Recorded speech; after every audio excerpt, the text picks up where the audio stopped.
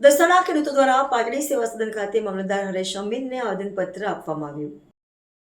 અતિભારે વરસાદના કારણે દર ચોમાસે ગવાણા દસાડાથી નીકળતી ગટરના પાણી 1000 થી 1500 વીઘા જમીન ખેતરને ધોવાણ થતા નુકસાન ભોગવવું પડે છે। આ બાબતે દસાડા ખેડૂતો અને દસાડાના સુરેન્દ્રનગર જિલ્લા ભાજપ પ્રમુખ રામભાઈ ચાવડા, કોંગ્રેસ આગેવાન ફારૂકભાઈ, પૂર્વ ડેલિગેટ રફીક ખાન, તાહિરભાઈ, ઇલિયાસ ખાન, જાવેદ ખાન, ટેબા, સરફરાજ સિદ્દી, લાલભાઈ ઠાકોર, કનુ પટેલ, મોહમ્મદ ચિસ્તી, રશીદ ખાન ટાક દ્વારા પારડી સેવા સદન ખાતે મામલતદાર હરેશ અમીનને રજૂઆત કરવામાં આવી। માજી તાલુકા પંચાયત સભ્ય કોંગ્રેસ અમે અગાઉ દસાડાના અંબાલાને ગટરની રજૂઆત વારંવાર રાજ્ય સરકારમાં કરેલી છે અને એનું એકાદ વખત થોડું ખોદાણકામ થયું તો પાછી ખોદાણકામ થયું નથી।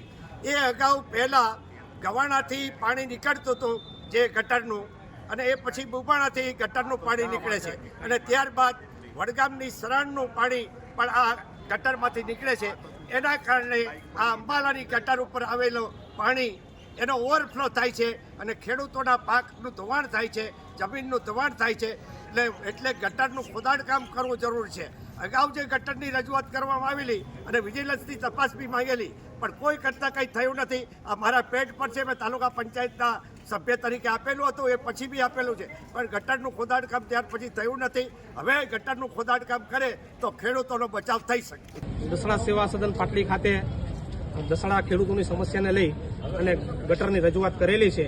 આવનાર ટૂંક સમયની અંદર જો અમારી યોગ્ય જે માંગણીઓ છે એને સત્વરે એનું નિવડો લાવવામાં નહીં આવે તો આવનાર ટૂંક સમયની અંદર આના પ્રત્યાઘાત જોવા મળશે। આભાર। શું માંગણીઓ છે? માંગણીઓ અમારી દસડાના તમામ સીમાડા લગભગ 50-60 વર્ષથી સરકારશ્રીએ કૃષિ મંત્રાલયના હેઠળમાં કોઈ પણ પ્રકારનું કામ કરવામાં આવ્યું નથી અને કોઈ પણ પ્રકારની કૃષિને લગતી ગ્રાન્ટ અમારા દસડા ગામની અંદર વપરાયેલ નથી।